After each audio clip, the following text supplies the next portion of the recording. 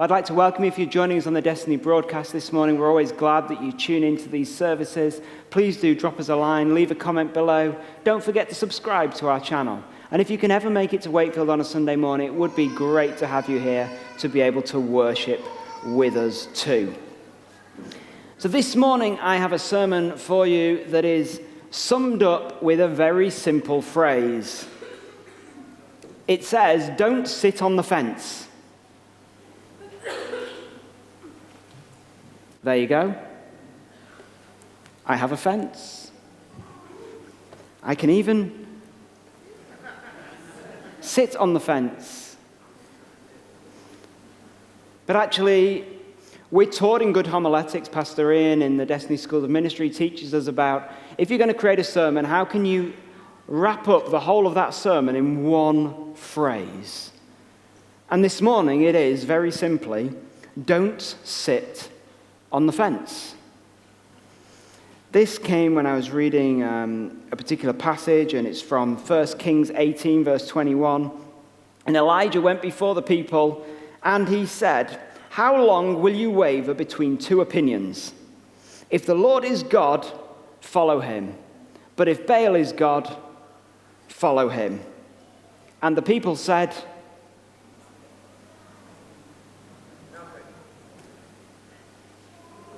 do you know, it's a very awkward moment, isn't it, when you're given a choice? Would you like A or would you like B? And people go, really, it's all about sitting on the fence. So let's put this into a little bit of context. Let's see where we get with this. But really, I just want you to remember one thing that says, don't sit on the fence. So as we're talking about all these things this morning, consider for yourself, which items in your life are you sat on the fence on? Which items in your life are you not making a decision on? Which items in your life are you actually wavering between two opinions and saying nothing on? So the story that goes with this, after 3 years of drought, the Lord tells Elijah it's time to confront Ahab and make it rain. 3 years of drought, there's this big situation going on. Elijah's escaped. Ahab's knows that everything's going to go wrong for Elijah. And Ahab is getting pretty desperate to find some water. He calls a guy named Obadiah, who's the governor of his house, and Obadiah is a really good guy.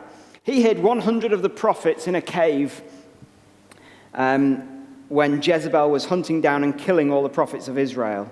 So Ahab sends Obadiah to look for a place with some living grass to be able to feed their horses and their mules. To Obadiah's surprise, he bumps into Elijah. You know, it's very rare that it's God's surprise when you bump into somebody, and it's very regular that it's God's intent that you bump into somebody. If you're here today or you're watching on the broadcast at home, there's no surprise that you're here today hearing this message for something that's part of your life, because God ordains all of those things to be part of your life in it. So Elijah tells Obadiah, go to Ahab, he's there, but Obadiah's like, you what, you kidding me? He's been looking for you, he's going to kill you. And if he doesn't kill you because God will rescue you, he'll kill me. You've been one of those people, haven't you, where it says, well, yeah, but no, but it's not worth my skin. But Elijah promises to stay put, so Obadiah tells Ahab, and he comes running. Are you the guy giving all this trouble? He asks. He thinks that Elijah's caused it all. And Elijah says, nope, you're the one that brought trouble when you forsook God's commands and worshipped Baal. He calls him a fool, really. So he says, here's what we're going to do. Gather all Israel to Mount Carmel. Make sure those 400 prophets of Baal and the 400 that eat at Jezebel's table come too. So everyone gathers together, and Elijah then says, why don't you just make up your minds? If God is God, follow him. If Baal's God, follow him. Stop trying to call yourself both. And the people said, nothing. So then Elijah says, look, 400 prophets of Baal, just me on this side of the equation. 400, 1. Let's have a little contest. You guys take a ball, put it on a pile of wood. I'll do the same. We'll both pray to God. Whichever God sends fire to burn the wood, that's the real deal. Sounds good to the people, so they set to it. The priests of Baal called to their God from morning till noon. Nothing happens. So what does Elijah do? Come on, boys, louder! You can imagine him, can't you? He's sleeping, he's meditating, he's out of the office. Maybe he's asleep. Maybe he's just not there. So what happens to the priests? They go absolutely bananas. They start screaming super loud. They cut themselves. That was part of their customary. They get real horrible, messy, bloody, gross, and still nothing happens. By which point, everybody's going to be in a total state of like euphoric nonsenseness, all wrapped up in the middle of this, because there's 450 of them, plus 400 supporters, plus everybody else that's chosen to do this. And one man over here going, sometimes when we look at what the world does to try and make stuff work in the world, and we actually take a step back and look at the craziness of what people do, we might not necessarily do the same rituals, but we go through the same crazy processes to make stuff apparently work in a way that we thought it did, to make it feel like it's all great and wow and fantastic. And you stand from God's position and go, it's just humorous, really. Finally, the priests give up. And Elijah says, all right, everybody, tension back over here. Let's see what we can do. He takes 12 stones representing the tribes of Israel. He fixes up the altar which had been torn down. He puts the wood on top of it. He cuts up the bull, lays it on top of it, digs a trench around the side of the altar. He then tells the people to dump 4 barrels full of water. Bear in mind, there was no water because they're in drought here. So this is really, really precious. So that he's dumping water on not once, not twice, but 3 times. The meat, the wood, they're totally soaked. The trench is filled with water when they're through. And then Elijah says, prays to God and says, let everyone know that today you are God, and that I'm merely your servant. And fire falls down from God, eats up the bull and the wood, the stones, the water in the trench, and everything. And the people fall down to the Lord and say, the Lord is God. The Lord is God. The message of my sermon today is don't say nothing. Don't sit on the fence. I know it sounds really simple. There was one man. One man. These guys were half living in, half living out. Half living according to Jewish history, half living in the expectation of he was the God who rescued us, brought us out of Egypt, did all that, but it's not quite worked the way we wanted it to. Well, it's all right. Baal's there. It's all kind of going pretty good. It looks like it's okay. It makes sense. It seems to work for all these other people. But it doesn't work for God. Because you can't do both of them at the same time, because actually you're sat on the fence. Here's a really awkward verse that sums this up, if you'd like. And this is from Jesus in Luke 11, verse 23. And he said, whoever is not with me is against me. And whoever does not gather with me scatters. When you're sat on the fence, you might think you're just not helping. But actually, Jesus says, if you're not gathering, you're scattering. If you're not with me, you're against me. If you think the fence is neutral, it is not neutral. The fence is actually negative. Too many people sit on the fence thinking it's not doing me any harm, I'm not causing anybody else any harm. Well, I'm telling you clear and simple from a verse there, from the words of Jesus, if you're not with him, you're against him. And if you're not gathering with him, physically active in doing what you're supposed to be doing, you're actually causing him more harm, more trouble, more scattering, and making work much harder for everybody else. Is that simple enough? Do you know, on the fence, it feels safe. On the fence, it feels like I can just observe what's going on. I can just see what's there. I can make an informed choice. I can I can wait and see what the outcome might be before I ever commit to it. I can watch other people make mistakes and I can judge them. I can watch other people make mistakes and say, well, I'm not going to do the same as that because I'm not even going down there. I can observe the crowd of people. I can do what just feels right. And hey, do you know what? There isn't just me sat on the fence. There's actually a few other 100 people sat on the fence with, well, if they're all sat on the fence is safe.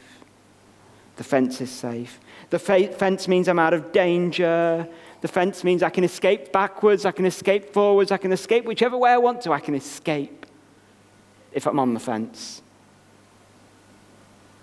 Let's have a little imagination of being sat on the fence when you understand the concept of prey. Whether you want to believe it or not, you are prey and you are vulnerable. And there is stuff out there in the world that wants to get you. And is not just out there to get you, it's actually actively trying to hunt you. And the fence is designed to keep those predators out, at bay. It's designed by God to show you the limits of safety. And actually, it's the maximum distance possible away that you can really be safe at. When you're sat on the fence and a wolf walks past, guess what the wolf can do? Rip you off the fence. Very, very easily. An army can throw stuff at you through the fence if you're close enough to the fence. It's actually a very dangerous place. It gives you a sense of security, but the truth is you're nowhere near the security. You're right at the very edge of it.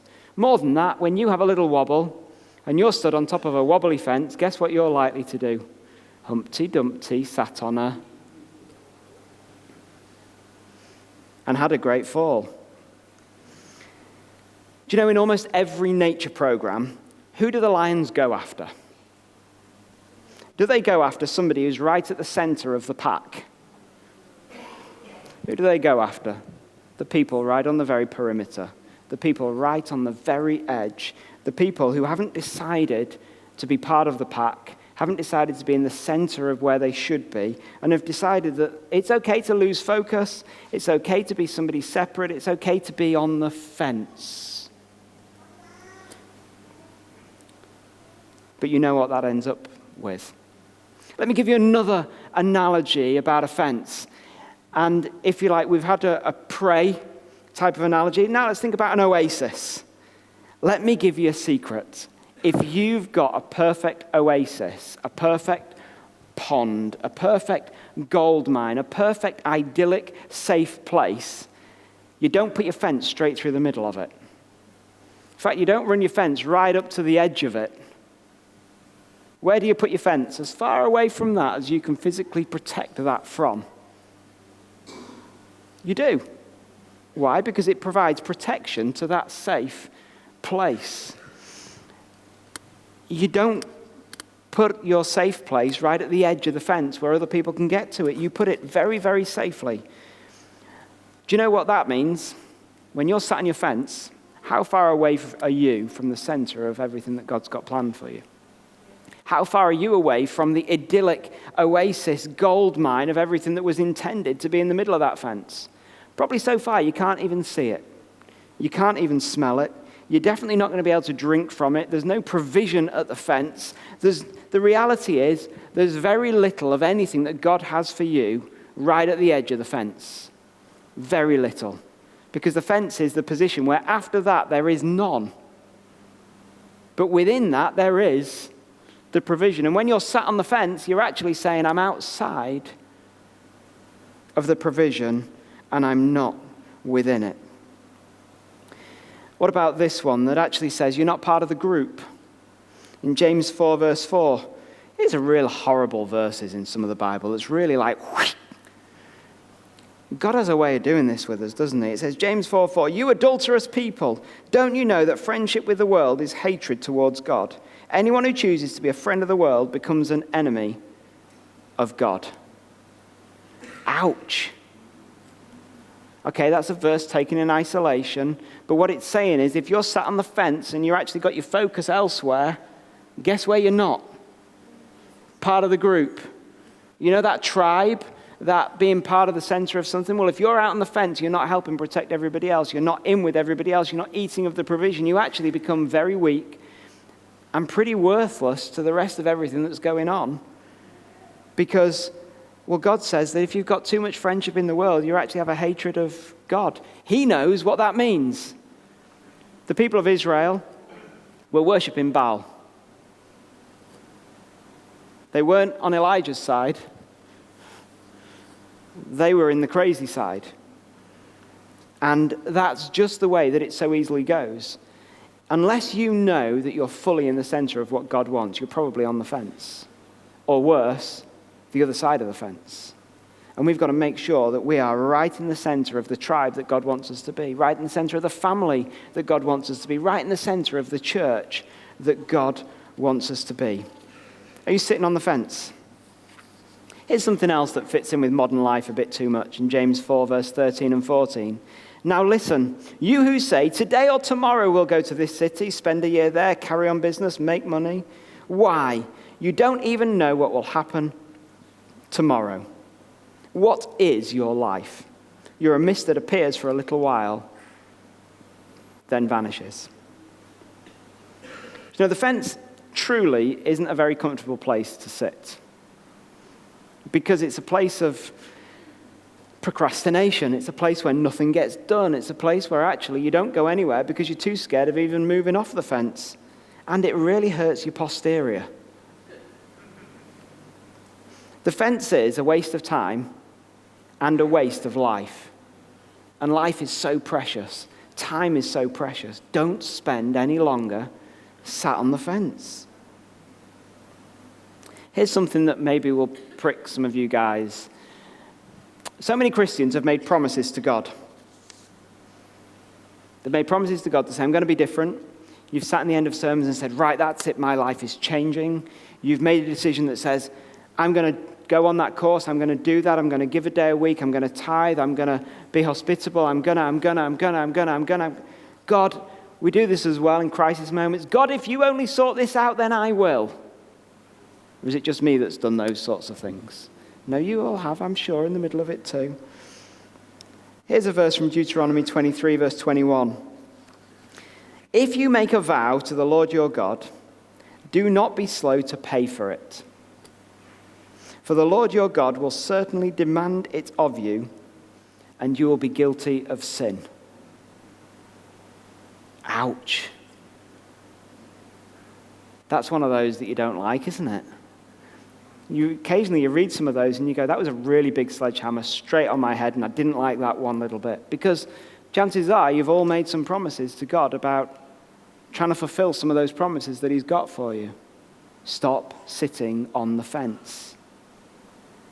Start to get involved in what God has got for you. Let's also remember in John 9, verse 4, we don't know how many tomorrows we've got. So as long as it is day, we must do the work of him who sent us, because night is coming when it's gone, when no man can work. Don't be on the fence and miss God's timing. Don't be on the fence and miss all of God's future for you. God's laid out something incredible ahead of you, and too many people for too long in too many situations have sat on the fence, not actually getting involved with what God wants for you. You know, in Luke 14, Jesus gave a great parable about a banquet. You know, this great banquet that was laid on, and all the servants were sent out to go and invite people to come, and the banquet was due to start. And in Luke 14:17, at the time of the banquet, he sent his servants to tell those who had been invited, come, for everything is now ready. But they all alike began to make excuses. The first said, I've just bought a field, I must go and see to it, please excuse me. Before you know it, guess how many people of the invited list got to go to the party? They're all sat on the fence. You have more than enough excuses in life to be able to sit on the fence for the rest of your days. Stop it. And decide, I'm not going to sit on the fence anymore. There is a great banquet that God has prepared for you in life, right here, right now, but it takes us deciding to say, if God said it, I'm doing it. If it's of God, I'm doing it. God doesn't want you on the fence. In fact, he's pretty repulsed by the idea of you being on the fence.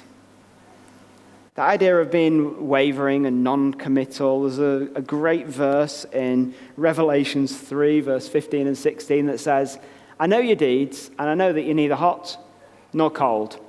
And I wish you were one or the other. As in, I know that you sat right in the middle of the fence. And I wish you were either in or out. So because you're lukewarm, neither hot nor cold, I'm just going to spit you out of my mouth. It's another one of those we don't like very much, isn't it? But actually, that's how God wants us. He wants us all in, or he wants us to say, no, he doesn't like us sat on the fence. You know, Jesus said that we're supposed to be the salt of the earth in Matthew 5, verse 13. But if salt loses its saltiness, what good is it for? If you know you're intended to be salty and you're sat on the fence, how are you affecting anything that's part of God's plan? For you might as well just be knocked off the fence, trampled into the ground. Nothing left there. The longer you sit on the fence, the less salty you're going to be. The less useful you're going to be. The less of that banquet that you're going to be able to enjoy. The stuff you know is from God. Do it fast. I don't know what it's going to take for you to get off your fence, but get off the fence. Put some black markers in your line. Tell somebody about it so that you're then accountable to them. If you know it's true and of God, do it. You know, the way God wants to live your life is flat out for him, without any questions, without any worry. And today was just a simple message that said, don't sit on the fence. In 1 Kings, my verse at the start said, how long will you waver between two opinions?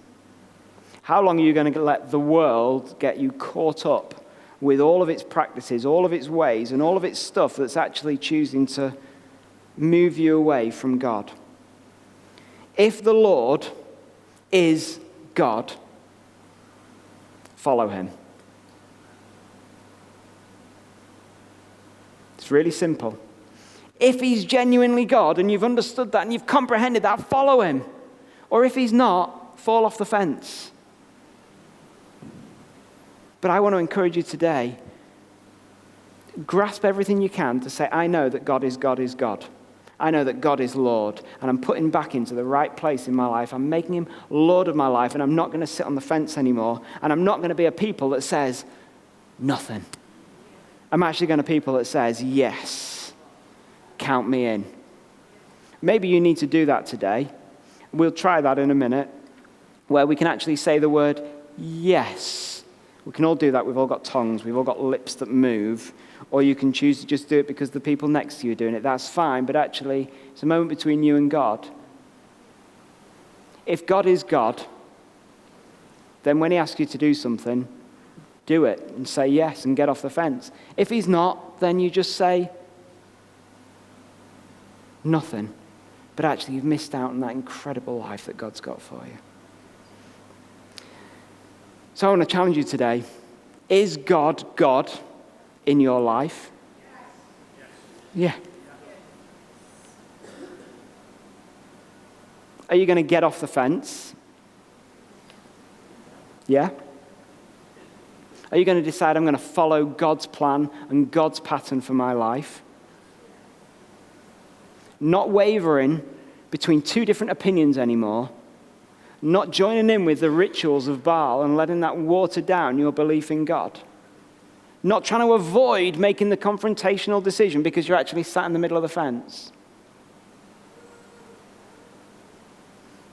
So my challenge to you today is the Lord God in your life. And that's something that you need to say yes about. Let's pray. Lord, thank you that you don't want us to be sat on the fence. Lord, thank you that you've provided a place of safety. You provided a place that is free and protected from predators. Lord, thank you that you provided an incredible, rich oasis for us. Lord, thank you that you've provided people around us who can be with us and help us in all that we've got for our future. God, thank you that you want us to be part of a group. You want us to be part of a tribe that's going to bring us great safety. Lord, thank you that there's a banquet laid out for us. And thank you that we've only got a finite amount of time, but you've got some great plans for us. Today, Lord, whatever our situation is, I pray that you'll help us to get off the fence. I pray that you'll help us to decide that we're going to fully commit to your plans. That when a question gets asked, we don't go silent. But when you say something, we say, yes. Lord, help us today to make that decision that says, I'm not on the fence anymore. Help us tomorrow to wake up and say, I'm not on the fence anymore. I'm fully for God. Not wrapped up with the world and its practices, but I'm fully for God. Amen.